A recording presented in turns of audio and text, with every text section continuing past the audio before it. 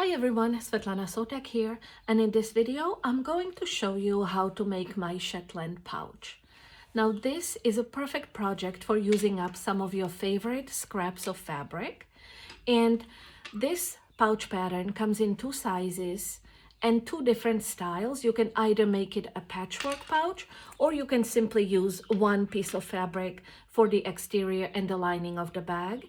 And you can find all the cutting instructions as well as step-by-step written instructions and color photos on how to make these pouches in the pattern. And I will put a link to the pattern in the description box below the video so you can purchase it if you wish.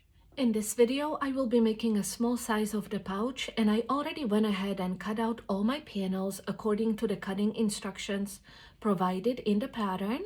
And I also adhered fusible interfacing to the wrong side of my lining panels.